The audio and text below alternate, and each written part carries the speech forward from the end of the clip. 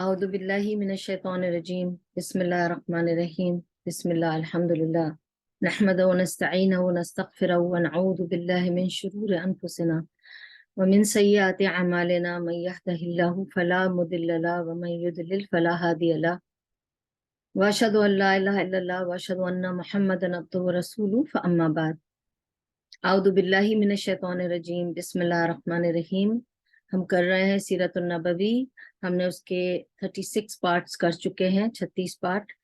آج ہم 37 پارٹ کریں گے اور ہم کر رہے ہیں سٹوری جو ہماری چل رہی تھی وہ ہجرہ پر تھی۔ ہم وہاں تک پہنچے ہیں جہاں نبی صلی اللہ علیہ وسلم کو ہجرہ کا حکم آ چکا ہے۔ جسٹ ٹو ریکیپ، کیونکہ کچھ گیپ تھا میری ٹریولز کی وجہ سے، تو اس لیے میں آپ لوگوں کو چھوٹا سا ریکیپ دوں گی تاکہ ہم وہاں سے کنٹینیو کریں بات کو۔ میں نے آپ کو بتایا تھا کہ بیسیکلی یہ ذوالحجہ کا مہینہ تھا اور 12th ایئر آف نبوہ، ٹھیک ہے۔ اور obviously اب آپ یہ سمجھیں کہ اگر ذوالحجہ کا مہینہ تھا تو محرم شروع نہیں ہوا تھا، ذوالحجہ کا مہینہ تھا کیونکہ حج فنش ہوا تھا، اس کے بعد کی بات ہے یہ، اور یہ 12 نبوی کی بات ہے، یعنی 12th ایئر آف نبوہ۔ اور اگر محرم سٹارٹ ہوتا تو پھر وہ 13th ایئر آف نبوہ کاؤنٹ ہوتا، لیکن محرم کی فرسٹ کو جیسے لوگ بلیو کرتے ہیں ہجرت نہیں ہوئی تھی، لیکن مسلم کیلنڈر وہ فرسٹ آف محرم سے کاؤنٹ کیا جاتا ہے۔ تو اس کو بھی کلیئر کر لیں کہ Hijrah did not take place on the first of Muharram, it took place on the 26th of Safar, ٹھیک ہے۔ یعنی ذوالحجہ میں لوگ جا رہے تھے اور اب نبی صلی اللہ علیہ وسلم کی باری تھی جانے کی، یہ پلان چل رہا تھا، حکم آ گیا تھا۔ جب تک اس کی تیاری ہوئی اور پلان ہوا، محرم بھی گزر گیا اور اب سفر کا مہینہ آ گیا تھا، اور سفر کی 26 تاریخ کو جو تاریخیں ملتی ہیں، جو دن ملتے ہیں، اس کے حساب سے سفر کی 26ویں تاریخ بنتی ہے جس میں نبی صلی اللہ علیہ وسلم نے ہجرت کی۔ عبداللہ ابن عباس بتاتے ہیں کہ نبی صلی اللہ علیہ وسلم نے فرمایا کہ میں پیر کے روز غار حرا میں جب پہلی بار جبریل علیہ السلام میرے پاس آئے اور مجھے اقرا کہا، وہ دن منڈے تھا، پیر کا روز تھا۔ میں پیدا ہوا پیر کے روز اور میں نے ہجرت کی پیر کے روز۔ تو یہ ان کی حدیث سے ثابت ہوتا ہے۔ تو وہ پیر کا روز اگر علماء نے کیلکولیٹ جو کیا ہے وہ 26ویں سفر ہوتا ہے۔ اب ہوا کیا تھا کہ ابو بکر صدیق رضی اللہ عنہ نے ان کو اسما رضی اللہ عنہ کو کہا کہ جا کر تیاری کرو، 2 اونٹوں کو تیار کرو۔ انہوں نے ان کو 2 اونٹ لا کر دیے اور کہا اس کی تیاری کرو۔ اب تیاری کرنے کا کیا مطلب ہے؟ اونٹ تو ہیں، آپ بس لے کے نکل جائیں، ایسا نہیں ہوتا۔ جب اونٹ کو کسی لمبے سفر پہ لے جانا ہو تو اس کی تیاری کرنی پڑتی ہے۔ وہ کیسے؟ وہ جان لینا آپ لوگوں کے لیے بھی ضروری ہے اور جنرل نالج بھی ہے۔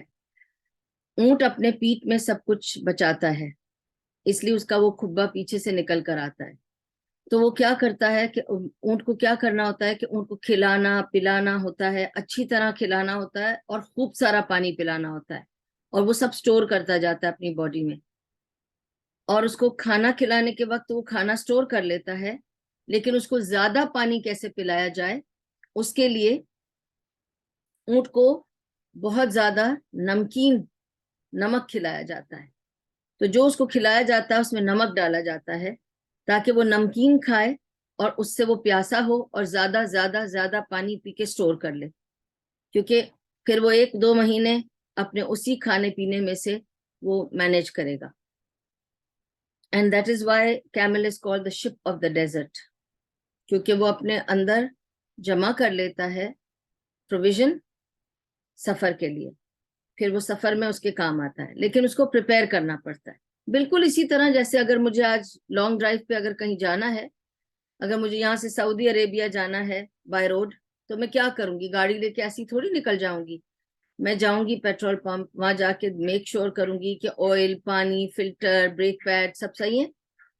لانگ ڈرائیو کے لیے میری گاڑی تیار ہے, اس میں کوئی خرابی تو نہیں ہے, انجن کو اچھی طرح سے سروس کراؤں گی, اس کے بعد ہی نکلوں گی. Same way when you want to go on a travel you have to make provision even with the transport that you have. تو ان کو دو کیملز کو اچھی طرح سے اسما رضی اللہ عنہا نے تیار کیا, پریپئر کیا, ٹھیک ہے. اب وہ یہ بتاتی ہیں, عائشہ رضی اللہ عنہا بتاتی ہیں, بخاری کی حدیث ہے جس میں عائشہ رضی اللہ عنہا بتاتی ہیں, اور ابن اسحاق میں بھی اس کو نقل کیا گیا ہے, کہ گرمی کا دن تھا, بہت ہی گرم دن تھا, اور میں نے آپ کو یہ پہلے بھی بتایا ہے کہ قیلولہ کرنا ایک تو وہاں کی عادت تھی, کیونکہ گرم جگہ پہ قیلولہ ضروری ہو جاتا ہے, کیونکہ آفٹرنون تک بندہ تھک جاتا ہے. دن لمبے ہوتے ہیں گرمیوں میں, اتنے لمبے ہوتے ہیں کہ دوپہر میں تھوڑا ریسٹ کرنے کے لیے ضروری ہو جاتا ہے. I remember when I was small and when we moved to Dubai, I used to find it a bit strange کہ یہاں پہ آفس میں آفٹرنون میں بریک ہوتی ہے. اس زمانے میں offices were working 8 to 1 and 4 to 7. That was the normal working hours in Dubai. تو ایک روز میں نے اپنے فادر سے پوچھا کہ یہ 8 سے 1 بجے تک اور پھر 1 سے 4 تک is a long gap in between office hours. They can finish the office by 5-6 o'clock and finish it off once for all. لوگوں کو آفس جانا پڑتا ہے 8 بجے, پھر 1 بجے وہ گھر آتے ہیں, پھر 4 بجے کے لیے دوبارہ نکلنا پڑتا ہے, تو آفٹرنون پوری ویسٹ ہو جاتی ہے. تو ہی سیڈ نہیں, ویسٹ نہیں ہوتی, بیکاز گرمی اتنی ہے یہاں پر کہ people need a break in the afternoon. اتنی سخت شدید گرمی ہوتی ہے کہ لوگوں سے پھر اس سے زیادہ لمبا کام نہیں کیا جاتا, اور 4 سے 7 تک ذرا ٹھنڈا ہو جاتا ہے. People don't mind working till late, کیونکہ یہاں شامیں اچھی ہوتی ہیں. اس وجہ سے بریک ڈاؤن ہے, اور قیلولہ کرنا سنت ہے, اور اس وجہ سے it's encouraged to take قیلولہ. You have better productivity in the evening. Now, scientifically, clinically, it has been proven کہ اگر آپ آفٹرنون میں سیستا کریں, تھوڑی دیر کے لیے قیلولہ لیں, تھوڑی دیر مینس تھوڑی دیر, 2 گھنٹے کی نیند کی بات نہیں ہو رہی ہے یہاں, half an hour, maximum 45 minutes. It should not be longer than that. تھوڑی دیر کا بریک لیں اور ریسٹ کریں, آپ کی باڈی اور مائنڈ دوبارہ سے ایبسلیوٹلی ریفربش ہو جاتی ہے اس تھوڑے سے ریسٹ سے. پھر یو آر اگین ایوننگ کے لیے آپ فریش ہیں. جو لوگ 1 for all کام کرتے ہیں, 9 to 5 kind of jobs, they are often lethargic, tired, because it becomes too much for them to stretch the day. تو it is better to do the قیلولہ. تھوڑی دیر کے لیے آنکھ بند کر کے لیٹ جائیں, چاہے نیند آئے یا نہ آئے, وہ ریسٹ آپ کے لیے, جسے پاور نیپ بھی کہتے ہیں, سیستا بھی کہتے ہیں. It is extremely important for your body and mind to absolutely rejuvenate. ٹھیک ہے. تو لوگ نارملی, بیکاز یہ قیلولہ کا ایک رواج تھا عربیہ میں, تو لوگ ایک دوسرے کے گھر اس ٹائم پہ تو نہیں جاتے تھے. سب کو پتا ہے کہ یہ ریسٹنگ ٹائم ہے, کہ لوگ ریسٹ کر رہے ہوں گے, تو یہ ٹائم کسی سے وزٹ کرنے کا نہیں تھا. اب عائشہ بتاتی ہیں کہ ہم نے دیکھا کہ ایک آدمی گھوڑے پہ سوار چلا آ رہا ہے, اور اس نے سارا کچھ ریپ کیا ہوا ہے اپنے اوپر, منہ پہ بھی ریپ کیا ہوا ہے, کیونکہ دیکھیے جب آپ بہت سخت گرمی میں باہر نکلتے ہیں, you have to cover your head, you have to cover your face. دھول مٹی بھی زیادہ اڑتی ہے گرمی میں, اور پھر گرمی کی تپش اور لو لگتی ہے. تو وہ پہچان نہیں پا رہے تھے کہ یہ کون اس وقت ملنے آ رہا ہے ہم سے, سیدھا ہمارے گھر کی طرف آ رہا ہے, اور اس نے سب کچھ اپنے آپ کو لپیٹا ہوا ہے. جب وہ قریب آئے, جیسے جیسے قریب آئے, تو ان لوگوں نے ریئلائز کیا کہ یہ تو رسول اللہ صلی اللہ علیہ وسلم ہے, اور یہ حیران ہو گئے کہ رسول اللہ صلی اللہ علیہ وسلم اس وقت ریسٹ ٹائم میں, اتنی دھوپ گرمی میں اگر آ رہے ہیں تو کوئی ارجنٹ بات ہے, ضرور کوئی ایسی بات ہے جو رک نہیں سکتی شام تک, اس لیے وہ اس وقت آ رہے ہیں ہم سے ملنے. جب وہ اندر آتے ہیں تو ابو بکر رضی اللہ عنہ ان کو ویلکم کرتے ہیں, تو وہ کہتے ہیں کہ سب سے کہو اپنے حجروں میں چلے جائیں. تو اسما رضی اللہ عنہا اور عائشہ ہوتی ہیں صرف، تو وہ کہتے ہیں کہ گھر میں اور کوئی بھی نہیں ہے، بس یہ 2 بیٹیاں ہی ہیں میری۔ عائشہ تو بہت چھوٹی تھی، اسما جوان تھی، پھر بھی رسول اللہ صلی اللہ علیہ وسلم نے ان سے کہا ان سے کہو کہ اپنے حجرے میں چلے جائیں اور میں آپ سے کچھ بات کرنا چاہتا ہوں۔ اور پھر انہوں نے کہا کہ یا ابی بکر، میرا حکم آ گیا ہے ہجرت کا۔ تو ابو بکر بہت اشتیاق سے پوچھتے ہیں کہ کیا میرے لیے بھی؟ تو رسول اللہ صلی اللہ علیہ وسلم کہتے ہیں اسی لیے میں تمہیں بتانے آیا ہوں، تمہارے لیے بھی اجازت مل گئی ہے۔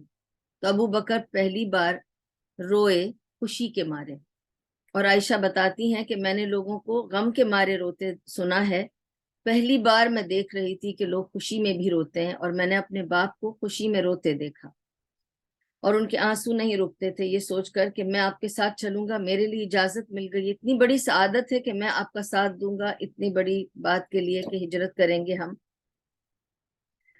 ابو بکر رضی اللہ عنہ کہتے ہیں کہ میں نے پہلے ہی 2 کیملز تیار کر کے رکھے ہیں، 2 اونٹ تیار ہیں ہم دونوں کے لیے، اور اسما انہیں تیار کر چکی ہیں، آپ بے فکر ہو جائیں۔ تو نبی صلی اللہ علیہ وسلم کہتے ہیں کہ میں آپ کو اس اونٹ کی اجرت دوں گا۔ ابو بکر رضی اللہ عنہ کہتے ہیں کیوں؟ آپ میری طرف سے رکھیں، یہ میں نے تیار کیے ہیں آپ کے لیے اور میرے لیے۔ وہ کہتے ہیں نہیں، اس کا اجر مجھے چاہیے، پوری ہجرت کا اجر مجھے چاہیے، اس لیے اونٹ کی قیمت میں دوں گا تمہیں۔ تو وہ اونٹ کی قیمت بھی دیتے ہیں، اور پھر وہ یہ کہتے ہیں اسما سے کہ اسما، ابو بکر صدیق رضی اللہ عنہ اپنی بیٹی کو بلاتے ہیں اور کہتے ہیں اسما تیاری کرو، کھانے کا پینے کا سب سامان جلدی جلدی باندھو، ہمیں نکلنا ہے۔ ٹھیک ہے، اسما ساری تیاری کرتی ہیں، کھانے پینے کا سب سامان تیار کرتی ہیں، اور جب کھانے پینے کا سامان تیار کر چکی ہوتی ہیں تو کھانے کے جو برتن انہوں نے باندھے ہوتے ہیں اس کو باندھنے کے لیے ان کو ڈوری آس پاس نہیں ملتی۔ اب اس وقت ٹائم نہیں ہے کہ وہ باہر جائیں اور ڈوری لے کر آئیں کہیں سے، تو وہ کیا کرتی ہیں کہ اس زمانے میں اگر آپ دیکھیں گے پرانی تصویروں میں کیسا وہ لوگ گاؤن پہنتے تھے، اور وہ ایسا گاؤن ہوتا تھا کہ وہ گاؤن ایسے فلیپ کر کے پہن کر، یعنی جو ہے ان کے کپڑے اس پہ وہ گاؤن پہن کر اور اس پہ ڈوری سی باندھ دیتے تھے بیلٹ کی طرح۔ آج بھی آپ دیکھتے ہیں ابائے نکلے فیشنیبل جس میں وہاں ڈوریاں ہیں، ایکچولی اس زمانے کا فیشن ہے کہ وہ اس کو ڈوری سے باندھا کرتے تھے، تو ڈوریاں کافی لمبی ہوتی تھی۔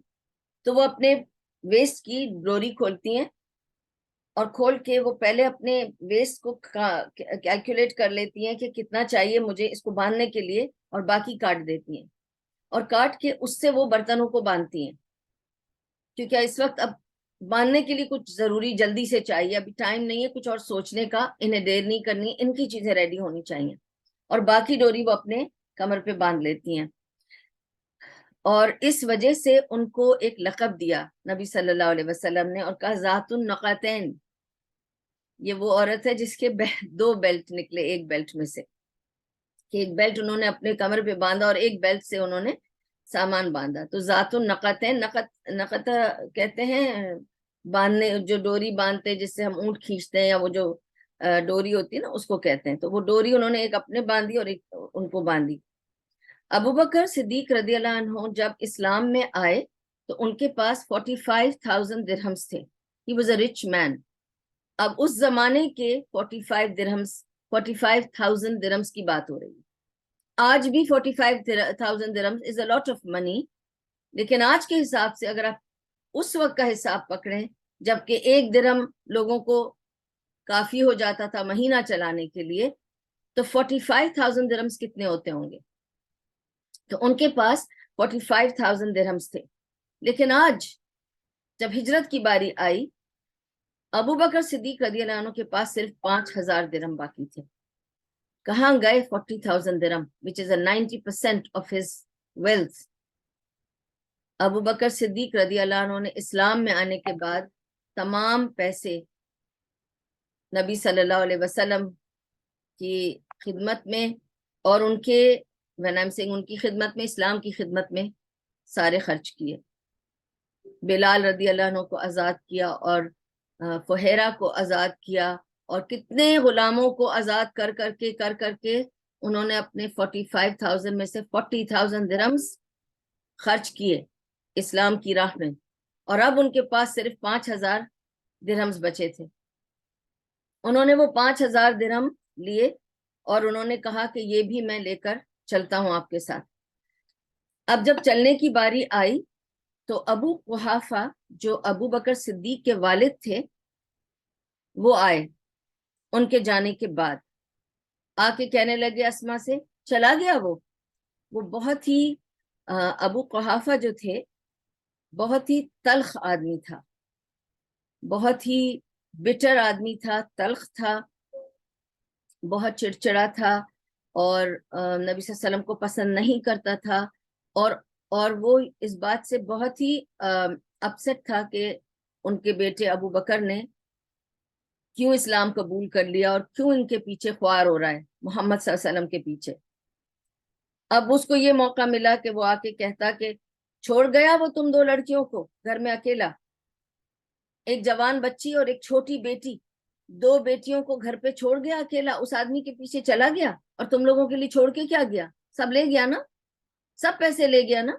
وہ کہنے لگے اس طرح. تو اسما نے کیا کیا کہ جو ان کی پاؤچ تھی جس میں ابو بکر صدیق رضی اللہ عنہ اپنے پیسے رکھا کرتے تھے, آپ کو پتا اس زمانے میں لوگ نوٹس تو تھے نہیں نا, کوئنز ہوتے تھے, گولڈ کوئنز ہوتے تھے, سلور کوئنز ہوتے تھے, تو وہ کوئنز کی پاؤچ ہوتی تھی. جیسے اب آج کل ہمارے پاس جویلری پاؤچز ہیں یا گفٹ پاؤچز نہیں بناتے ہم کپڑے کی, ایسی پاؤچ تھی ان کی مخمل کی, تو اس میں وہ ہمیشہ پیسے رکھا کرتے تھے.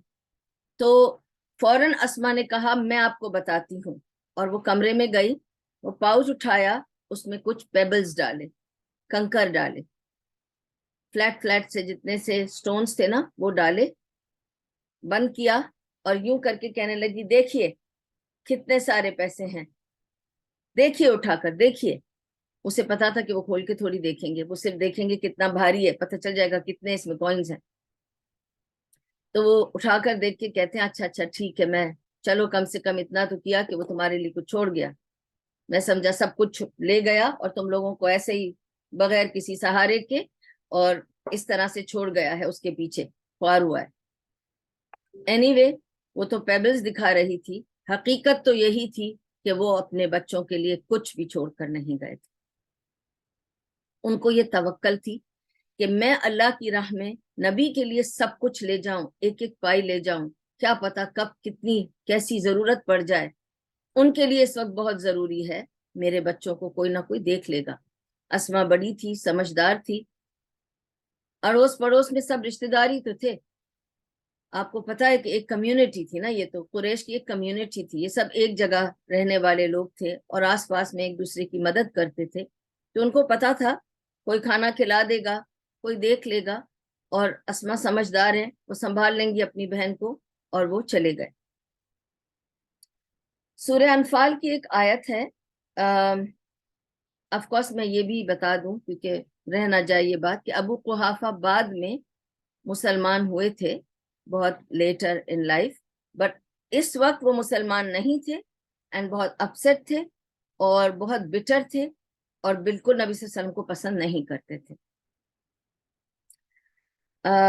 سورہ انفال کی آیت ہے آیت نمبر 38, جس میں اللہ سبحانہ وتعالیٰ کہتا ہے کہ جب یہ لوگ جو لوگ کفر کرتے ہیں, جنہوں نے کفر کیا یا جو ایمان نہیں لائے, انہوں نے پلاٹ کیا, پلان کیا, پلاٹنگ کی, مگر اللہ نے اس سے بڑی پلاٹنگ کی, اور اللہ سب سے بڑا پلانر اور پلاٹر ہے, کوئی ان کو مات نہیں کر سکتا.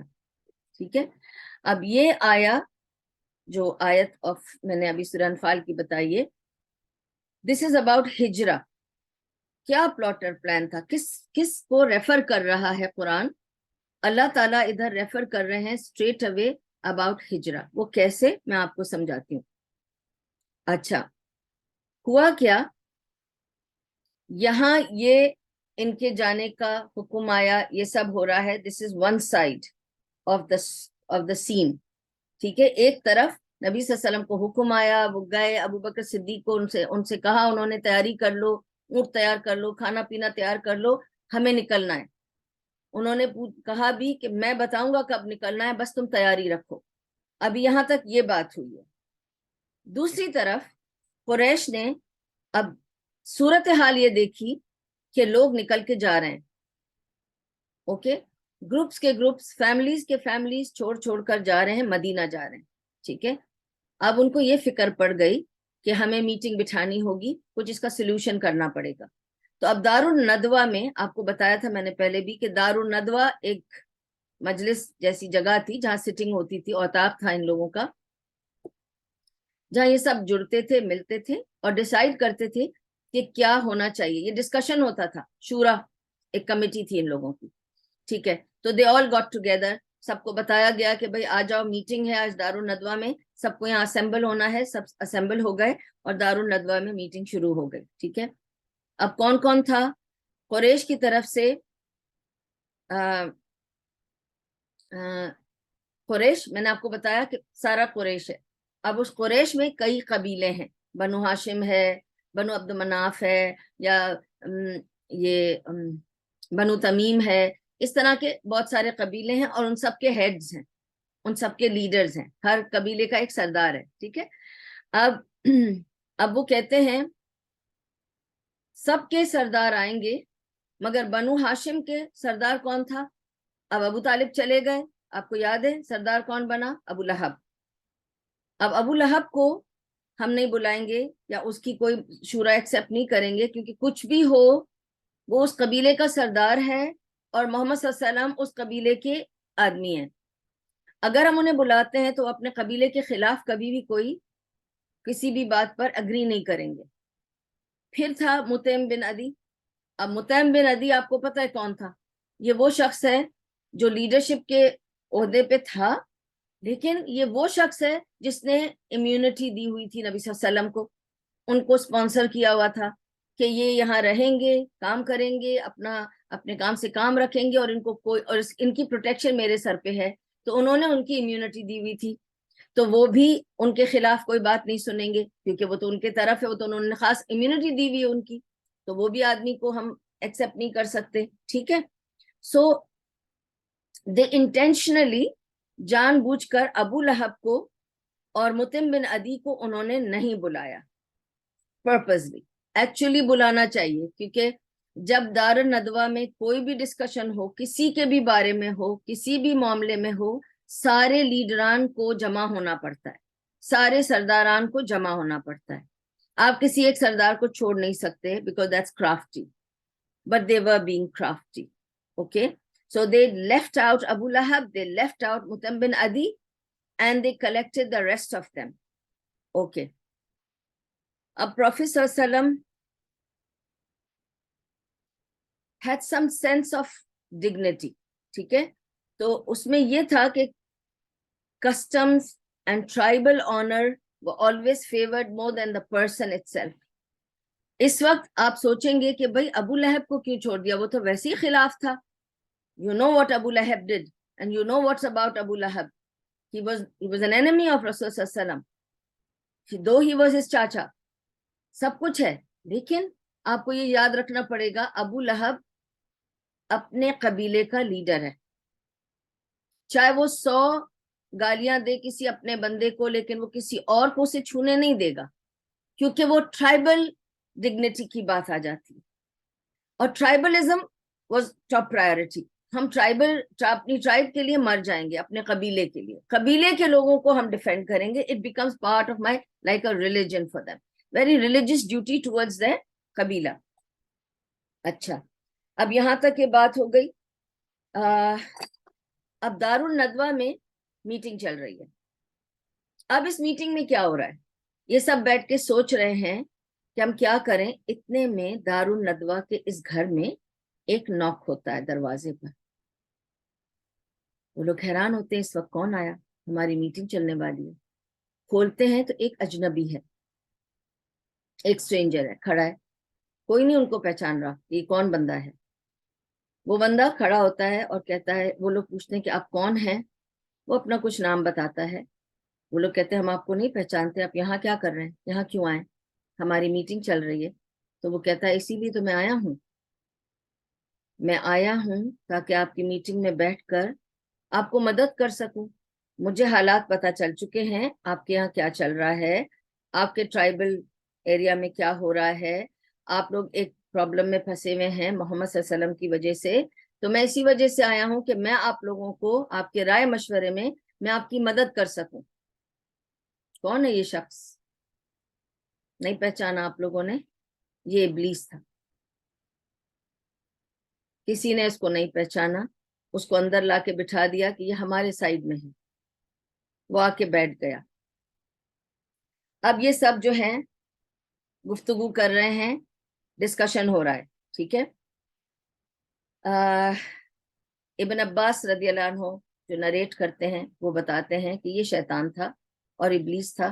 یہ ان کی دار الندوہ کی میٹنگ میں شامل ہو گیا کیونکہ اس کو بہت کنسرن تھا کہ واقعی اگر محمد صلی اللہ علیہ وسلم بھی وہاں پہنچ گئے مدینہ, پھر تو یہ اسٹیبلش کر لیں گے دین, اور یہ خطرہ بن جائے گا مکہ والوں کے لیے.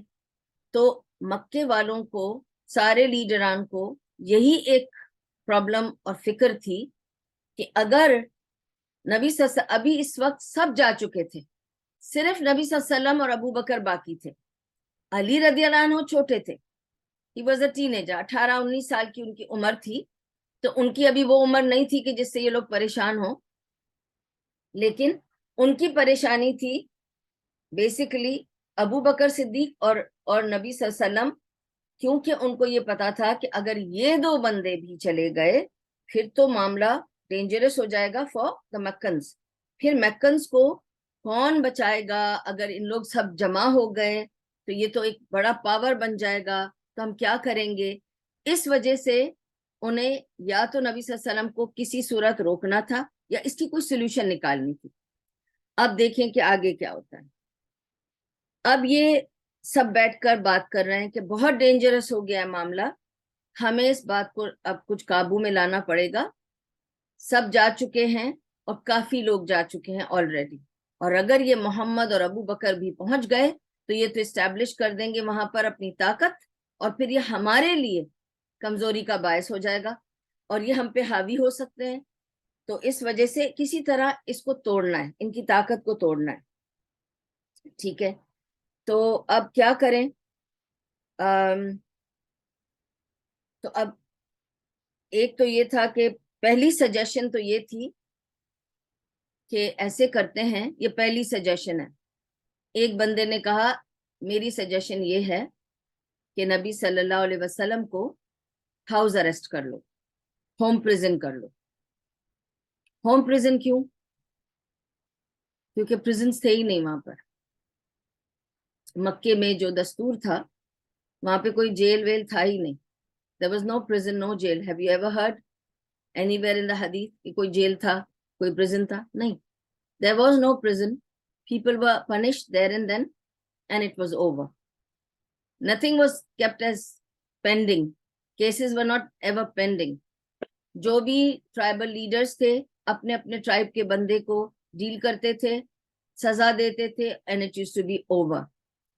کسی کا خون ہوا قصاص لیتے تھے and it was over. اگر کسی کو جو بھی رجم کرنا ہے یا جو بھی سزا دینا ہے وہ دے دیتے تھے and it was over. There was nothing pending, there were no jails, there was no prison. So the only way to control this man was to home prison him. ہم اس کو کہیں گے یہ گھر سے باہر نہیں نکلے گا, یہ گھر میں بند رہے گا, یہ کہیں جائے گا نہیں, کسی سے ملے گا نہیں, تو اس کو ہوم پریزن کر دو. اب ظاہر فون اور انٹرنیٹ وغیرہ تو کوئی میڈیا تو تھا نہیں کہ وہ گھر میں بیٹھ کے لوگوں کے ساتھ گفتگو کرتا یا لوگوں سے انٹریکٹ کرتا, تو اٹ واز ایزی. اگر ہوم پریزن کر دیں گے اور نہ کوئی اس سے ملنے آئے گا نہ یہ کسی سے ملنے جائے گا تو میٹر ول بی سالوڈ. سن کر ابلیس نے کہا کہ نہیں, it will not solve the problem.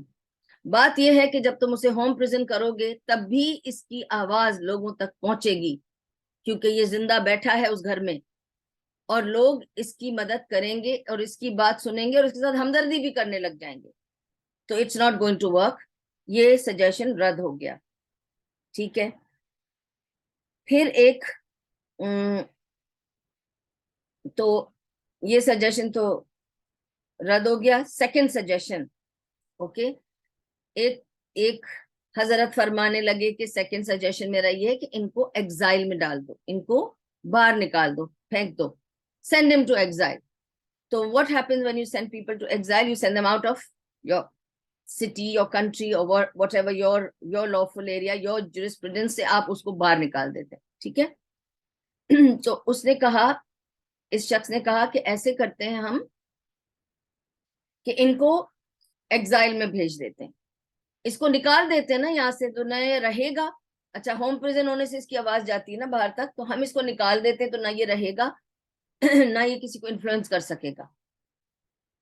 اس پر سے شیطان فوراً بولا کہ نہیں نہیں, ایسا بھی مت کرنا, پھر تو ان کی عید ہو جائے گی, چاندنی ہو جائے گی. وہ تو جیسی ایگزائل میں جائے گا, جب آپ نے اس کو نکال باہر کیا, پھر تو وہ سیدھا جا کے ملے گا اپنے سارے ساتھیوں سے, پھر تو جتھا بندی ہوگی ہوگی. تو it's not going to serve your purpose. کیا کر رہے ہو تم لوگ, خود اس کو باہر دے رہے ہو چانس جانے کا, تاکہ وہ جا کے تمہارے خلاف اور پکی مضبوطی کر لے. یہ بھی مت کرنا.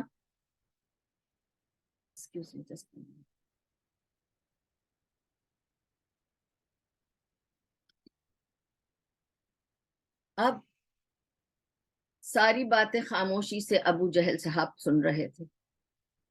اب انہیں بھی تو ضرور کچھ بولنا تھا نا, سب سے زیادہ تو انہیں کھلتا تھا. تو ابو جہل بولا, اس نے کہا اصل بات میں تمہیں بتاؤں کیا ہے پرابلم. تم سب کے دل میں ایک بات ہے, لیکن تم سب کھل کے بولنا نہیں چاہتے. سب ڈرپوک ہو تم لوگ, ادھر ادھر سے تم لوگ وار کرنا چاہتے ہو, بٹ جو اصل بات ہے وہ تم میں سے کسی کے منہ سے نہیں نکل رہی. میں کہہ دیتا ہوں, میں نہیں ڈرتا کسی سے, میں جانتا ہوں کہ سب کے دل میں اصل میں کیا بات ہے. اس کو زندہ ہی نہ رکھو, اسے مار دو, اسے قتل کرنا ہی سارا علاج ہے. نہ یہ رہے گا نہ پرابلمز ہوں گی. اب تم لوگوں سے کسی کو قتل کرنا بولا نہیں جا رہا ہے نا, میں بول دیتا ہوں. کیوں نہیں بولا جا رہا تھا, اس کی بھی ریزن سمجھے نا. اگر یہ سب کے دل میں بات تھی, اس وقت تو نبی صلی اللہ علیہ وسلم کے قبیلے سے کوئی نہیں بیٹھا, ابو لہب تو نہیں بیٹھا, ان کے قبیلے کا تو کوئی آدمی نہیں تھا. پھر ایسی کیا وجہ تھی کہ لوگ چاہتے ہیں کہ یہ ختم ہو جائے بندہ, لیکن کوئی یہ کہنے کو تیار نہیں تھا کہ لیٹس گو اینڈ کل ہم, چلو چل کے اس کو ہی قتل کر دیں. کیوں نہیں بول رہے تھے؟ کیونکہ جو کچھ بھی ہو, یہ قریش کا بندہ تھا, اور آج تک قریش میں ایسا کبھی نہیں ہوا کہ کسی نے اپنے ہی آدمی کو قتل کیا. یہ ان کا اپنا آدمی تھا.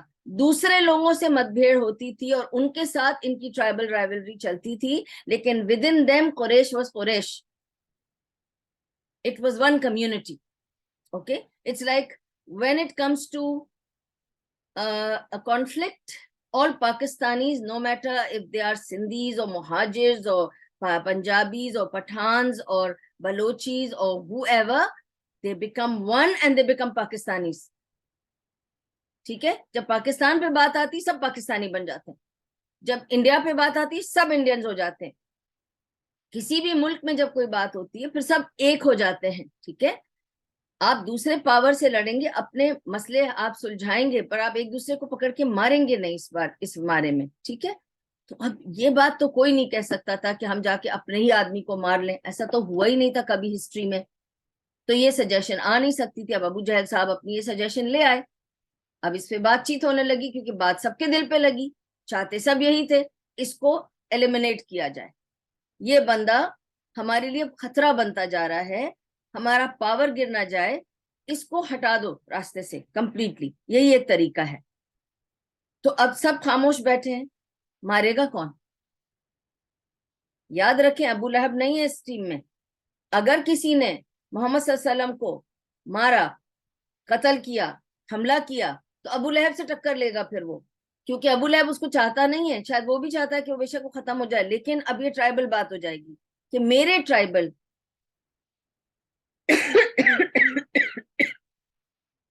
کہ میرے ٹرائبل کے آدمی کو, میرے قبیلے کے بندے کو تم نے چھوا بھی کیسے. تو پھر آپ کی بنو ہاشم سے دشمنی ہو جائے گی, اور بنو ہاشم ہر قبیلے سے, جس قبیلے نے بھی اس کو چھوا یا مارا یا کچھ کیا, تو وہ ابو لہب کی جو قبیلہ ہے بنو ہاشم, اس سے ٹکر لے گا, اور بنو ہاشم بدلہ لے کے رہے گا, کیونکہ یہ قبیلے کا رول تھا, ایک قبیلے کی اپنی ایک رولنگ تھی وہاں پر. تو اس کا بھی حل تھا ابو جہل کے پاس, وہ سب کچھ سوچ کے آیا تھا. اس نے کہا فکر کی بات نہیں ہے, میں نے اس کا حل بھی سوچ لیا ہے. اگر ہم میں سے کوئی بھی ایک جا کر اس کو قتل کرے گا, تو اس کا بنو ہاشم سے زندگی بھر کا بیر ہو جائے گا اور وہ ان کو مار کے ہی رہے گا، تو وہ ہم نہیں کر سکتے۔ لیکن ہم یہ کریں گے کہ آج جہاں جتنے قبیلے بیٹھے ہیں سب اپنے اپنے بہترین آدمی کو فارورڈ کریں، جو آپ کا سب سے زیادہ اسٹرانگ اور بہترین بندہ ہے اس کو آگے لائیں، اور اس بندے کو ان سب بندوں کو ساتھ مل کر جا کر حملہ کرنا ہے اور اسے مار دینا ہے۔ اگر 10 قبیلوں کے 10 لوگ جا کر مارتے ہیں تو بنو ہاشم 10 کے ساتھ بدلہ نہیں لے سکتا، کیونکہ وہ ایک قبیلہ ہے، وہ 10 کے اگینسٹ کمزور پڑے گا۔ پھر وہ کیا کرے گا کہ وہ قصاص پہ راضی ہوگا کہ ٹھیک ہے تمہارا بندہ مارا ہے، تم ہمارے 10 بندے نہیں مار سکتے تو تم قصاص لے لو، اور 10 قبیلے جب مل کے قصاص دیں گے تو کسی پہ بوجھ بھی نہیں پڑے گا اور کسی پہ الزام بھی نہیں آئے گا کسی ایک پر۔ دیکھ رہے ہیں آپ کس طرح کی ایول تھنکنگ اینڈ پلاٹنگ ہو رہی تھی۔ اس پلاٹ کا ذکر ہے سورہ انفال کی آیت نمبر 30 میں، کہ کیسا یہ لوگ بیٹھ کر دار الندوہ میں نبی صلی اللہ علیہ وسلم کو مارنے کے لیے کس کس قسم کی پلاننگ کر رہے تھے۔ سبحان اللہ۔ اور اللہ کہتا ہے ان سے بڑھ کر پلاننگ میں نے کی تھی اپنے نبی کے لیے۔ تو آپ کتنی بھی پلاننگ کسی کو گرانے، مارنے، انسلٹ کرنے، مٹانے کے لیے کچھ بھی کر لو، جس کے ساتھ اللہ ہے اس کا کوئی ایک بال بھی ہلا نہیں سکتا۔ یہ ہے یہاں سے پوائنٹ کہ اللہ پر توکل کرنے میں کیا ہے اور کیا نہیں ہے۔ اب ایسے ٹائم میں جب یہ پلاننگ یہاں چل رہی تھی، اب یہ سین میں نے آپ کو بتایا کیا ہو رہا ہے دار الندوہ میں، آپ کو میں نے وہ سین بھی بتا دیا جہاں پر نبی صلی اللہ علیہ وسلم ابو بکر کو اپروچ کرتے ہیں اور کیا بات چیت ہوتی ہے۔ دن کے دوپہر کے وقت کی بات ہو رہی تھی، ٹھیک ہے، اور اسی وقت یہ بات ہو رہی تھی یہاں پر۔ اب یہ دونوں باتیں ہو گئیں۔ دار الندوہ میں یہ ڈیسائیڈ ہوا کہ رات کو ہم جائیں گے، جب سب سو رہے ہوں گے، اندھیرا ہوگا، 10 بندے جائیں گے، حملہ کریں گے، سراؤنڈ کریں گے نبی صلی اللہ علیہ وسلم کے گھر کو اور انہیں مار دیں گے۔ کس نے مارا کسی کو پتہ نہیں چلے گا، 10 اپنے اوپر بلیم لے لیں گے کہ ہم 10 ساتھ تھے، ابو لہب اور بنو ہاشم کچھ نہیں کر پائیں گے، قصاص ان کو دے کر جان چھڑا دیں گے، محمد سے بھی جان چھوٹ جائے گی، دشمنی سے بھی جان چھوٹ جائے گی، ٹھیک ہے۔ پلاننگ بڑی پکی فول پروف پلاننگ ہو چکی تھی۔ ابو جہل جیسا ایول آدمی بیٹھا تھا اور شیطان بھی اس محفل میں شامل تھا۔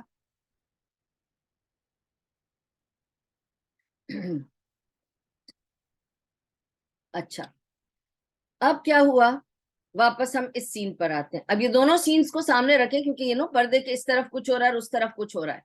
اب ادھر سے 10 بندے تیار ہو رہے ہیں اپنی تلواریں شارپ واپ کر کے ریڈی کر کے، they are planning a time, fixing, getting together, going and killing نبی صلی اللہ علیہ وسلم۔ یہاں پر نبی صلی اللہ علیہ وسلم نے تیاری کر لی، اونٹ تیار ہو گئے، کھانا پینا سب ریڈی ہو چکا ہے، بندھ چکا ہے، سب کچھ ریڈی ہے۔ He is waiting for a time when جبریل علیہ السلام will say go, he will leave۔ جبریل علیہ السلام رات کو آتے ہیں اور نبی صلی اللہ علیہ وسلم سے کہتے ہیں کہ رات کے اتنے پہر آپ کو نکلنا ہے۔ تو وہ جاتے ہیں ابو بکر صدیق رضی اللہ عنہ کے پاس اور کہتے ہیں ہمیں اسی وقت نکلنا ہے رات کو، اور وہ لوگ رات کو نکل جاتے ہیں۔ نکلتے وقت وہ یہ سوچتے ہیں نبی صلی اللہ علیہ وسلم کہ میں اسے نکل جاؤں گا، یہ ضرور میرے پیچھے آئیں گے تعاقب میں میرے، کیونکہ کچھ تو ہوائیں ادھر ادھر ہیں نا، دیواروں کے بھی کان ہوتے ہیں اور ان کو بھی کہیں بھنک پڑ جائے گی کہ سب تو جا ہی چکے ہیں، ہم بھی شاید جانے والے ہوں گے، اور ہو سکتا ہے وہ مجھے راتوں رات دیکھنے آئے کہ میں یہاں ہوں یا نہیں ہوں۔ تو وہ علی رضی اللہ عنہ سے کہتے ہیں کہ تم میرے بستر پہ لیٹ جاؤ اور چادر اوڑھ کے سو جانا، جب کوئی وہاں سے باہر سے گزرے گا اور دیکھے گا اندر کوئی ہے کہ نہیں ہے تو انہیں دکھے گا ایک بندہ سو رہا ہے اور سمجھیں گے میں سو رہا ہوں۔ یہ خدیجہ رضی اللہ عنہا کا گھر تھا جہاں رسول اللہ صلی اللہ علیہ وسلم رہتے تھے۔ آپ کو پتا ہے کہ رسول اللہ صلی اللہ علیہ وسلم کے پاس کوئی گھر نہیں تھا، ٹھیک ہے، اور وہ جب شادی ہو کر خدیجہ، کیونکہ Khadija was a business woman and she had the money and resources, نبی صلی اللہ علیہ وسلم was asked to come and stay with her and he did, and then now Khadija رضی اللہ عنہ کا یہ گھر تھا اور اسی گھر میں علی رضی اللہ عنہ کی پرورش ہوئی تھی، تو علی رضی اللہ عنہ ان کے ساتھ رہتے تھے، ٹھیک ہے۔ تو اب خدیجہ تو گزر چکی تھی اور علی رضی اللہ عنہ اور نبی صلی اللہ علیہ وسلم اس گھر میں رہتے تھے۔ تو گھر میں یہ تو 2 بندے تھے, تو انہوں نے کہا علی رضی اللہ عنہ کو کہ تم میرے بستر پہ سو جانا, میں ابو بکر کے ساتھ نکل جاؤں گا. ان کو سارا پلان سمجھا دیا اور یہ لوگ چل نکلے. جب یہ لوگ آئے, آ کے انہوں نے گھر کو سراؤنڈ کیا. اب پھر 2 سینز ہیں. ایک وہ سین کہ نبی صلی اللہ علیہ وسلم اور ابو بکر صدیق اب چلے ہوئے ہیں, اور یہ لوگ کہاں گئے. Let me tell you about Nabi Sallallahu Alaihi Wasallam, then I'll tell you about what they did. Okay, because we have 2 scenes running simultaneously and we have to keep a track of both the scenes. ٹھیک ہے. ادھر نبی صلی اللہ علیہ وسلم اور ابو بکر صدیق رضی اللہ عنہ, ان کا کیا پلان تھا وہ بتاتی ہوں آپ کو. ان کا پلان یہ تھا کہ ہم یہاں سے سیدھا جائیں گے غار سور. سور کی ماؤنٹن ہے, اس میں ہم غار سور جائیں گے اور غار سور پہ رکیں گے 3 رات کے لیے. ٹھیک ہے. آفٹر دا 3 نائٹس, اور وہ پورا پلان میں آپ کو بتاؤں گی کہ کیا تھا. آفٹر دا 3 نائٹس, اس 3 نائٹس کا بھی plan, let me just explain all the plan to you. Okay. Plan یہ تھا کہ کیملز تو تیار ہیں, کھانا پینا تیار ہے, 3 بندوں کو انوالو کرنا پڑا. کون سے 3 بندوں کو اور کس لیے, وہ بھی میں آپ کو سمجھاتی ہوں. ٹھیک ہے. ایک تو ابو بکر صدیق رضی اللہ عنہ کا بیٹا عبداللہ بن ابی بکر, ایک اس کو انوالو کیا. ایک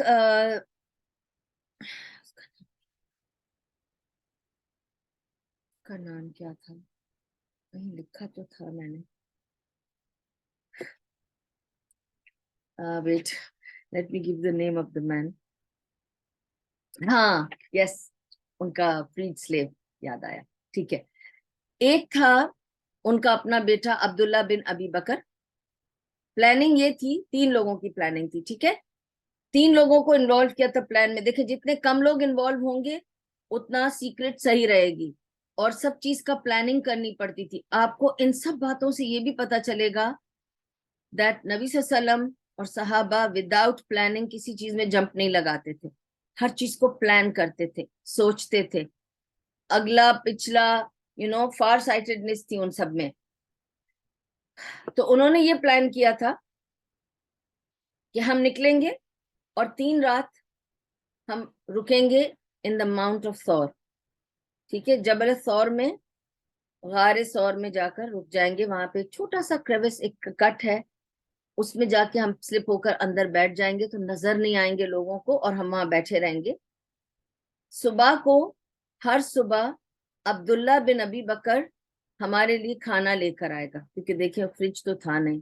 گرمی کی شدت کے دن تھے, یہ بھی آپ کو بتا چکی ہوں, کیونکہ جب صبح ملے نبی صلی اللہ علیہ وسلم تو میں نے آپ کو کیا بتایا, گرمی کی اتنی شدت تھی کہ وہ انہوں نے اپنے اوپر کپڑا لپیٹا ہوا تھا جب وہ ملنے آئے تھے. گرمی میں کھانا کتنی دیر رہ سکتا ہے آپ کے ساتھ, کچھ گھنٹے, اس کے بعد بیکٹیریا شروع ہو جاتا ہے. تو they had some dry food which they could have managed for the night, until the next morning. After that they would need food again for the next day. تو عبداللہ بن ابی بکر آئے گا روز صبح, ان کو کھانا دے گا, آ کر اس دن کا پروویژن دے گا. ایوری مارننگ ابو بکر کے پاس ان کا بیٹا عبداللہ آئے گا اور وہ آ کر کھانا دے گا انہیں. ٹھیک ہے. دین ہی آسکڈ عمر بن فہیرہ, جو ان کا فریڈ سلیو تھا. ابو بکر صدیق نے فہیرہ کو خرید کر آزاد کیا تھا. تو ظاہر اس کے اوپر بہت احسان تھا ابو بکر صدیق رضی اللہ عنہ کا, اور وہ بکریاں چراتا تھا, کیونکہ وہ آزاد تھا, اب وہ اپنا کام کرتا تھا, تو اس کا کام تھا بکریاں چرانا, وہ کرتا تھا. تو ابو بکر صدیق رضی اللہ عنہ نے اس سے ٹائی اپ کیا اور کہا کہ تمہارا کام یہ ہے کہ عبداللہ بن ابی بکر جب صبح کو نکلے گا میرے گھر سے غار سور تک, تمہیں بکریوں کو چراتے ہوئے اسی راستے پر آنا ہے, اور بکریوں کو اسی راستے پر لے کر آ کے چرانے لے کے آنا ہے, تاکہ عبداللہ بن ابی بکر کے گھوڑے کے قدموں کے نشان مٹ جائیں. It's very easy to find from the footsteps where the person has gone. So عبداللہ بن ابو بکر جائے گا آگے, اور تم اس کے فوراً پیچھے بکریوں کو چرانے لے کے آؤ گے, اور تم وہاں چراتے رہو گے جب تک کہ عبداللہ بن ابی بکر واپس آ جائے. تاکہ اس کے سارے قدموں کے نشان مٹ جائیں. وہ کہاں گیا تھا, کہاں سے آیا, کچھ نہ پتا چلے, کیونکہ بکریاں چل جائیں گی اس کے اوپر تو دوسرے نشان سب مٹ جائیں گے, وہ بکریوں کے نشان رہ جائیں گے. یہ عمر بن فہرہ کے ساتھ ٹائی اپ تھا. یہ 2 بندے ہو گئے. تیسرا بندہ کون تھا؟ تیسرا بندہ تھا ان کا گائیڈ. ابوبکر صدیق رضی اللہ عنہ نے اس گائیڈ کے ساتھ ٹائی اپ کیا تھا کہ تیسرے رات کی صبح ہم 3 رات وہاں رکیں گے. تیسری رات کی صبح تم آؤ گے اور ہم کو کسی ڈفرینٹ روٹ سے مدینہ پہنچاؤ گے. وہ روٹ جو کسی اور نے نہ لیا ہو, جو کوئی جانتا نہ ہو, کیونکہ ایک تو دیکھیں نارمل ہائی وے ہے جس سے سب جاتے ہیں, تو جو بھی آپ کو فالو کرے گا وہ یہی سوچے گا کہ آپ اگر مدینہ گئے تو آپ اس ہائی وے پہ ہوں گے, مدینہ والے ہائی وے پہ ہوں گے, وہ آپ کو پکڑ لیں گے. تو اس ہائی وے سے تو ہم جا نہیں سکتے, تو ہم کو کوئی اور راستہ ڈھونڈنا پڑے گا جو کوئی پچھواڑے سے جاتا ہو, کوئی سائڈ میں سے جاتا ہو, کوئی بائی پاس روڈ ہو, وہ روڈ جو آپ کو مدینہ لے جائے لیکن وہ کسی اور کو نہ پتا ہو. یہ بندہ بیڈوین تھا, اور بدو جو ہیں ان کو پورے ڈیزرٹ کا پتا ہوتا تھا. وہ ہر روٹ کو جانتے تھے کیونکہ وہ ہر روٹ سے آتے جاتے تھے, اور وہ اس طرح کے ہڈن روٹس جانتے تھے. تو انہوں نے ان کے ساتھ بھی ٹائی اپ کیا کہ تیسری رات کی صبح تم آؤ گے اور ہمیں اس راستے سے لے کے جاؤ گے جو راستہ کسی کو پتا نہ ہو. ٹھیک ہے, تو یہ 3 بندوں سے ہیلپ چاہیے تھی to make this plan work. اور آپ کو یہ بھی بتا دوں انٹرسٹنگ بات کہ پہلے تو یہ بتاؤں آپ کو کہ اسٹرینجلی جب وہ یہ پلان بنا رہے تھے تو عجیب لگا کہ غار ثور کیوں. آپ کو پتا ہے کہ if you are in Mecca, ٹھیک ہے, تو مدینہ ادھر ہے نارتھ میں. Okay, so Medina is on the north of Mecca, but Ghar Thawr is on the south of Mecca, it's not on the north side. تو اگر آپ کو مدینہ جانا ہے تو اس طرف کہیں رکے نا, آپ الٹا کیوں جا رہے ہیں؟ Ghar Thawr is towards Jeddah, it's on that path. It is from Mecca to Jeddah پہ غار ثور آتا ہے, not from Makkah to Medina. Ghar Saur is not on that road. It is on the road towards Jeddah, towards the south, and it's near the sea. After some time, the sea comes. Okay, so it's on the opposite side. Per plan یہی تھا کہ ایک بندہ یہی سوچے گا یہ اس طرف جائیں گے, ہم تھوڑا اپوزٹ جا کے وہاں سے ہم روٹ لیں گے مدینہ کے لیے. ٹھیک ہے, آج آپ کو پتا ہے اٹس ویری انٹرسٹنگ, کیونکہ جب میں یہ پریپیئر کر رہی تھی نوٹس تو میں سوچ رہی تھی, کیونکہ میں ابھی عمرہ سے آئی ہوں, تو I was remembering the roots there. It is so amazing. جب میں پہلے گئی تھی حج پر many years ago, I was a young girl and I had not even had children by that time. I did my Hajj, the first thing I did my Hajj. That time, it was a different route to Makkah. Okay? Now, it is a different route from Makkah to Medina. پہلے different route تھا, and that route was longer. اب جو انہوں نے کیا کیا, پھر نیا ہائی وے بنا رہے تھے for مکہ اینڈ مدینہ. تو جب یہ سب پلانرز اور یہ سب آرکیٹیکٹس بیٹھے کہ یہ روڈ کیسے بنے گا, ہائی وے کہاں سے کہاں بنے گا, they were trying to find different routes کہ کسی طرح شارٹ ہو, ایزی ہو, فاسٹر ہو. تو they realized کہ there is a route going from Jeddah on top جا کر نیچے جاتا ہے مدینہ کی طرف, which is actually the best route. And then they realized this is the route taken by Rasulullah sallallahu alaihi wasallam for Hijrah. And that's why they built this highway, and now there's a big board there. It is called Tariq-e-Hijrah. This is the Hijrah road. Subhanallah. So today you can go and discover what was, I have been to that road also, which was before. And now this is a new road which connects you Makkah to Medina. And that is called Tariq-e-Hijr, Tariq-e-Hijrah. Yani this is the road which was taken for the Hijrah. Subhanallah. So now, again, come back to the story. تو غار ثور میں یہ لوگ رکیں گے اور نیا route لیں گے, اس کے لیے وہ تیسرا آدمی رکھا. یہاں تک کی سٹوری اب یہاں تک یہاں ہو رہا ہے. ٹھیک ہے, وہاں کیا ہو رہا ہے؟ وہاں کا سین دیکھیے نا. اب انہیں بھنک پڑ گئی, یہ کہیں نکل نہ جائے تو ہم راتوں رات جا کے اسے پکڑیں گے. تو انہوں نے دھاوا بولا نبی صلی اللہ علیہ وسلم کے گھر پر, سراؤنڈ کیا یہ سب 10 لوگوں نے, اندر گئے, مارنے ہی لگے تھے.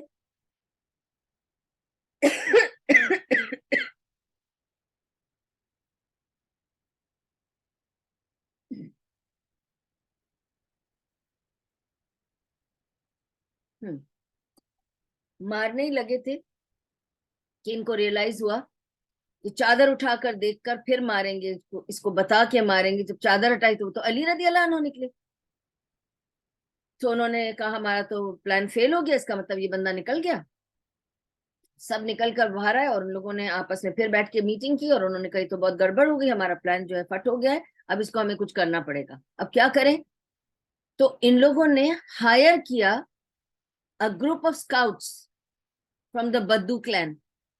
یہ بھی کم نہیں تھے نا, سب انٹیلیجنٹ لوگ ملے ہوئے نا, اگر وہ انٹیلیجنٹ تھے تو یہ بھی انٹیلیجنٹ تھے. انہوں نے بدو ہائر کیا تھا اپنے لیے نیا پاتھ ڈھونڈنے کے لیے. انہوں نے تو بدو کی پوری ٹیم ہائر کر لی, and there was a scouting team. یہ کون سی ٹیم تھی؟ یہ وہ بدوؤں کا گروپ تھا جو خانہ بدوشوں کی طرح ادھر ادھر سارا ڈیزرٹ جانتے تھے. انہوں نے ان کو ہائر کیا ایز پرائیویٹ ڈیٹیکٹیوز. کیسے ہم آج پرائیویٹ ڈیٹیکٹیوز ہائر کرتے ہیں اور ان سے کہتے ہیں پتہ لگاؤ کون کہاں جا رہا ہے, کون کہاں گیا ہوگا, کسی طرح تم لوگ کچھ سب کچھ ہمیں پتہ لگا کے, اور ان کے اپنے طریقے ہوتے پتہ لگانے. اب یہ پرائیویٹ ڈیٹیکٹیو ٹیم جو تھی, یہ اسکاؤٹ ٹیم آف بدوز, انہوں نے کیا ان کے طریقے تھے. they were also very very clever, they were very intelligent, they knew their job, let's put it that way. اور انہوں نے اس کا کیمل ڈنگ دیکھا, کیا پرنٹ دیکھا, کیا دیکھا پتا نہیں, پر انہوں نے پتا لگا لیا کہ یہ لوگ سور کی ماؤنٹن پہ گئے ہیں, پتا لگا لیا. اب تو یہ لوگ سب تیار ہو گئے, وہ بدو کی ٹیم آگے آگے اور یہ سارے لیڈران پیچھے پیچھے. اب تو وہ بندے جو مارنے والے تھے وہ نہیں, یہ تو سب لیڈر ہی چل پڑے ساتھ ساتھ کہ نہیں ہم اپنے آنکھوں سے دیکھنا چاہتے ہیں کہ وہ کہاں چھپا ہوا ہے, کیا ہے, اور اب ہم خود دیکھیں گے اسے مار کے آئیں گے, ایسے نہیں. تو ابو جہل, امیہ اینڈ عقبہ, یہ سب نکلے, سب گئے اور نبی صلی اللہ علیہ وسلم اور ابو بکر صدیق رضی اللہ عنہ غار ہرا میں ہیں, غار سور میں ہیں.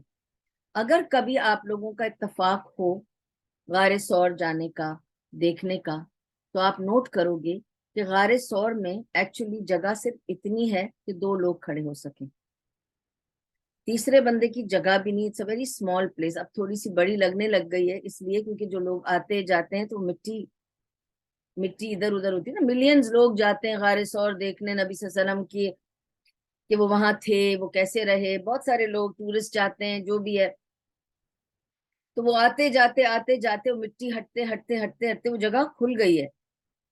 لیکن وہ جگہ اس وقت بہت تنگ تھی, 2 لوگ تھے, and it's like a crack between on a mountain. اب آپ یہ سوچیں کہ ایک ماؤنٹین ہے, یہ کوئی غار ایسا کوئی گول غار نہیں ہے جیسا ہم امیجن کرتے ہیں, ایسا کچھ نہیں تھا. It was like a cut in the غار. اٹس لائک اگر غار پھٹتی ہے تو کیسے ہو جائے گی, ایسے تھا, ٹھیک ہے.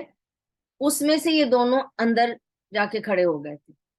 they slipped in, so you just go fall into that place and you just stand there, you slip in. 2 لوگ صرف بیٹھ سکتے ہیں یا کھڑے ہو سکتے ہیں, وہاں پہ صرف 2 لوگوں کی جگہ تھی.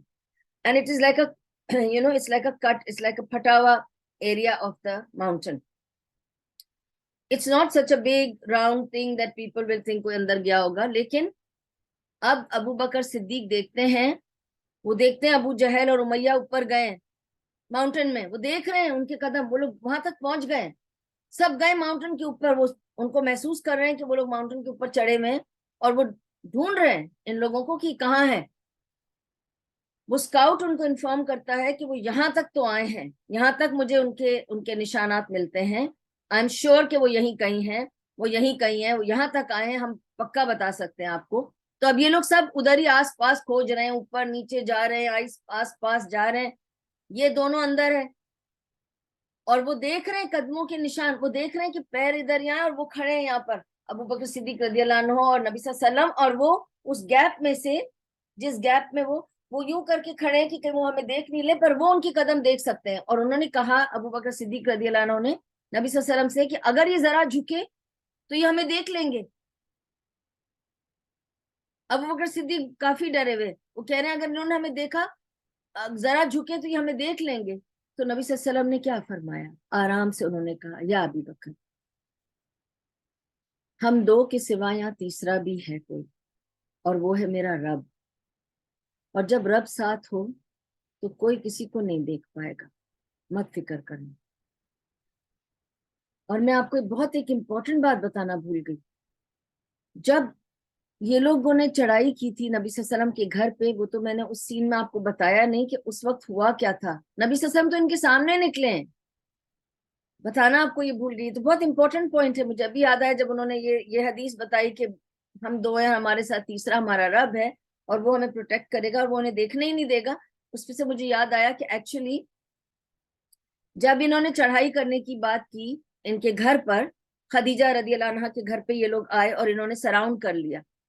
جب انہوں نے سراؤنڈ کر لیا اس وقت نبی صلی اللہ علیہ وسلم نے علی رضی اللہ عنہ سے کہا، علی رضی اللہ عنہ سے کہا کہ تم لیٹ جاؤ میرے بستر پہ اور میں نکل رہا ہوں. اور انہیں لٹا کر وہ وہاں سے یاسین پڑھتے ہوئے نکلے ہیں، یاسین پڑھتے ہوئے ان کے سامنے نکلے ہیں اور انہیں نظر نہیں آئے. یہ سارے آدمی کھڑے تھے دروازے پہ، انہوں نے انہیں نکلتا ہوا نہیں دیکھا. تو نبی صلی اللہ علیہ وسلم ہنسے اور انہوں نے مٹی اٹھا کے ان سب کے سر پہ ڈالی ایز این انسلٹ کہ لو مٹی پھینکو تمہارے سروں پر، تمہیں میں نظر بھی نہیں آیا، تم کیا اپنے آپ کو اتنا سمارٹ سمجھتے ہو کہ تم مجھے پکڑ لو گے؟ میرے ساتھ میرا رب ہے. And Allah blinded them and they could not see him go out, and he was reciting Yasin and walking out peacefully, and he threw the mud on their heads when he was moving out. So he knew one thing, Allah is going to protect them and Allah will not let them see where these two are. Now, of course, the story of the pigeon and the tree, covering them and all that are with broken, chains of narration. تو بہت authentic نہیں ہے، stories ہیں but بہت authentic نہیں ہے. تو I will not go into that because جو بہت authentic ہے let's just stick to that. stories ہیں but broken chain کے ساتھ ہیں تو میں narrate نہیں کرنا چاہتی. وہ pigeon کی story بھی کہ pigeon نے انڈے دی وہ جو بھی ہے it's all broken narrations. ٹھیک ہے، we are not sure about the authenticity.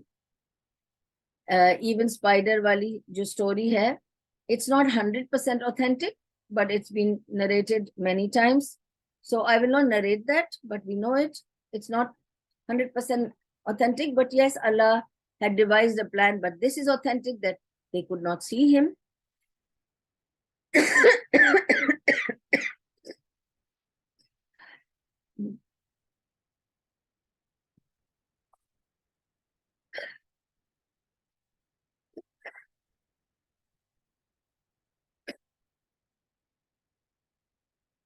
So they could not see him and Allah protected them. ٹھیک ہے، اچھا.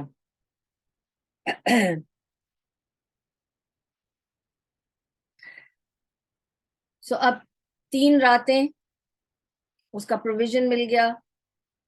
فہیرا بکریوں سے مٹاتا رہا، پھر بھی ان لوگوں نے وہ جگہ ڈھونڈ لی، کسی طرح آئے ان کو ڈھونڈنے کے لیے پر ان کو کوئی نہیں ملا.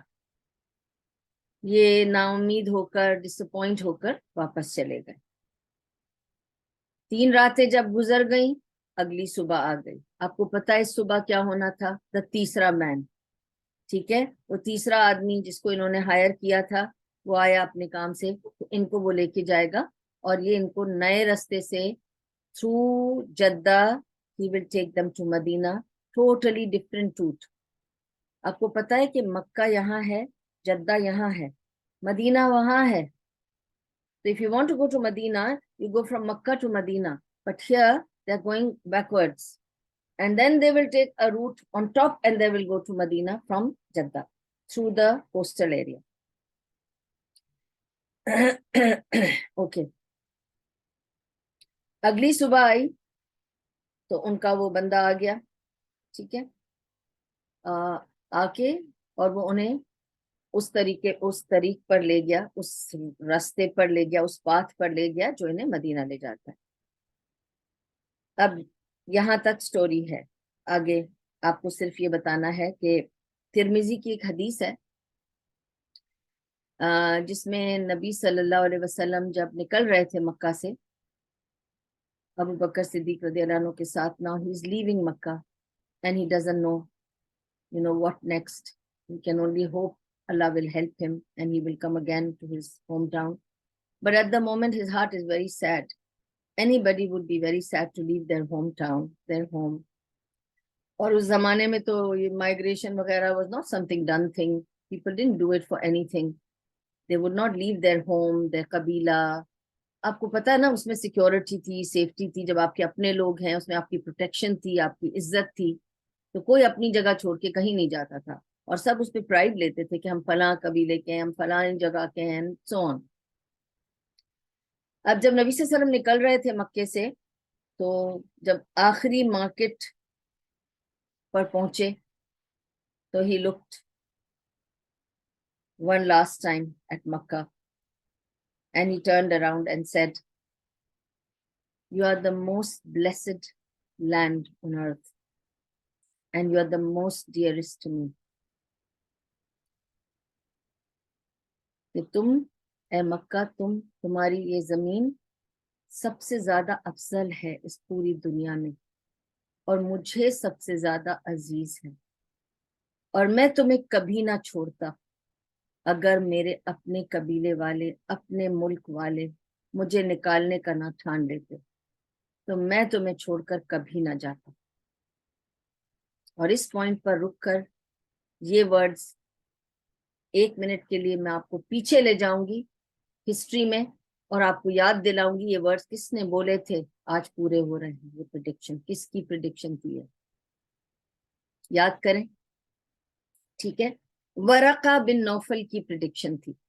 जब खदीजा रदियल्लाहु अन्हा वरका बिन नौफल के पास ले गई थी नबी सल्लल्लाहु अलैहि वसल्लम को, जब उन पर पहली बार इकरा और नबूवत का वो आया था हुक्म और वो डरे हुए थे, तो खदीजा रदियल्लाहु अन्हा ने कहा कि आप फिक्र नहीं करें, मैं आपको अपने कजन के पास लेके जाती हूँ, वो बहुत पढ़ा लिखा है, वो इन सब चीजों को जानता है, वो किताबें पढ़ता है, वो आपको बताएगा कि आपको क्या हो रहा है। आपको कभी अल्लाह मायूस नहीं करेगा, आपको कभी अल्लाह गलत चीज पे नहीं ले जाएगा, आप मत फिक्र करें, आपके साथ कभी कुछ गलत नहीं होगा, आपने किसी के साथ कुछ गलत नहीं किया है।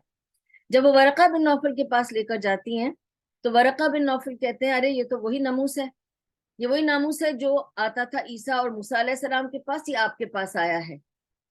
और एक दिन आएगा, अगर मैं उस दिन जिंदा रहा तो मैं आपको सपोर्ट करूंगा, 100% सपोर्ट करूंगा, लेकिन अगर मैं नहीं रहा तो तुम तैयारी कर लो कि एक दिन तुम्हें तुम्हारे लोग तुम्हारे घर से निकाल देंगे, तुम्हारे शहर से तुम्हें निकाल देंगे और तुम्हें यहाँ से जाना पड़ेगा। तुम उसकी तैयारी कर लो, ये तुम्हारे जान के दुश्मन हो जाएंगे, तुम्हें मारने की कोशिश करेंगे और तुम्हें यहाँ से भगा देंगे। तो नबी सल्लल्लाहु अलैहि वसल्लम ने सुन के कहा, ऐसे कैसे हो सकता है, मेरे लोग, मेरे कबीले के लोग ऐसा कभी नहीं करेंगे। क्योंकि वो जानते थे कबीले का क्या रूल चलता है, हर कोई अपने कबीले को डिफेंड करता है, चाहे दुश्मनी अंदरूनी भी क्यों ना हो, जेलेसी हो, कुछ भी हो, लेकिन कबीले का आदमी कबीले का आदमी है, उसके लिए लोग जान देंगे, कभी उसको उठाकर बाहर नहीं फेंक सकते।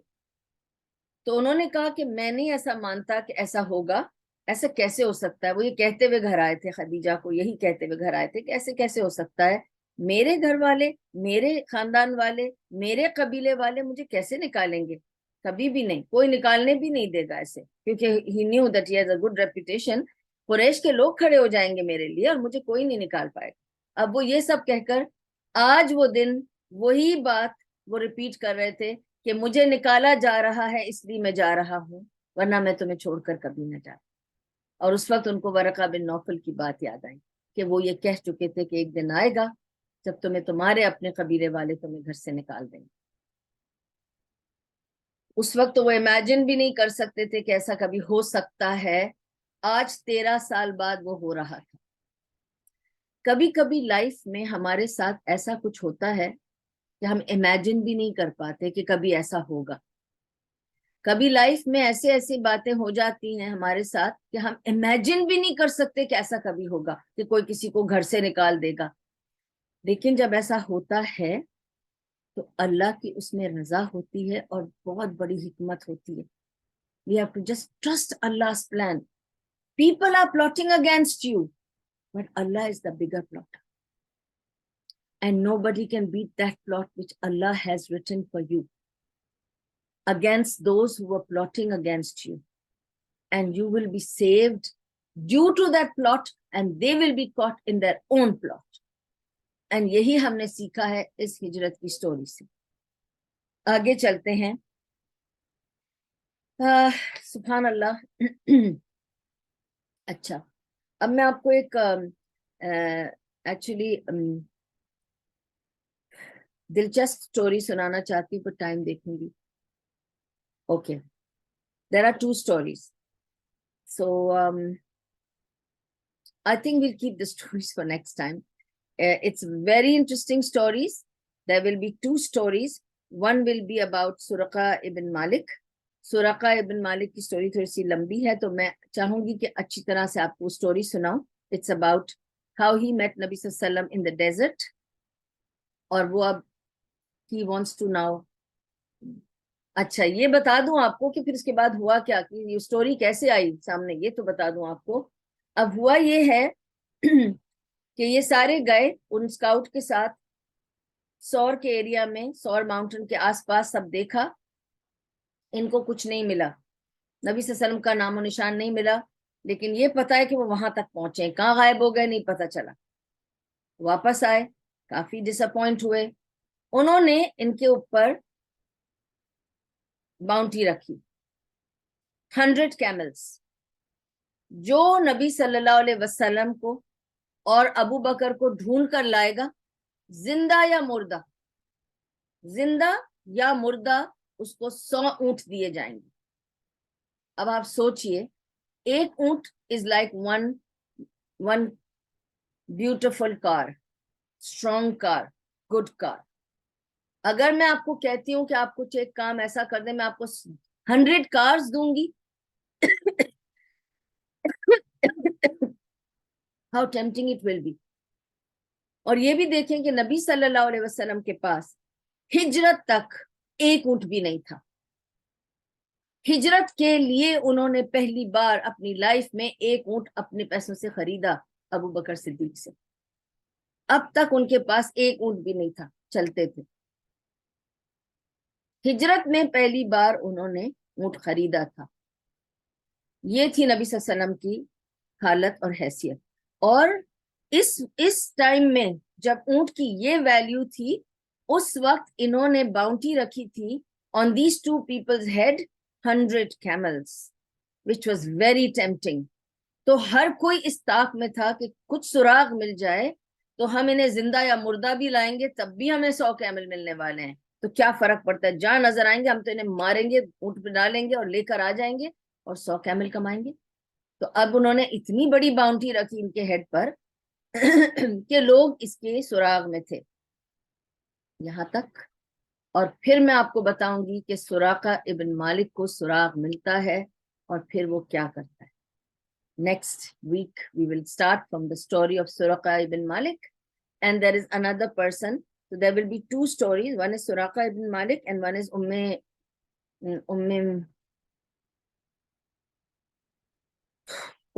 Madal. ٹھیک ہے, یہ 2 stories ہیں. We'll start with both the stories inshallah next week. Inshallah, may Allah subhanahu wa ta'ala unite us again to do this dhikr. اور جو کچھ بھی یہاں پڑھا گیا, سنا گیا, سب جس میں جو بھی اچھائی اور بینیفٹ تھا سب اللہ کی طرف سے تھا. اور اگر کوئی غلطی یا بھول چوک تھی تو میری کمزوری ہے یا شیطان کا حربہ ہے, اللہ اس کے ہر شر سے ہم سب کو بچا کے رکھے. اللہ میری اس کوشش کو قبول کرے اور آپ لوگوں کا جڑنا قبول کرے کہ آپ سب نے بیٹھ کے سنا. اللہ تعالی ہمیں اس کی بدلے میں دنیا اور آخرت کی خیر عطا کرے اور دنیا اور آخرت کے شر سے بچا لے.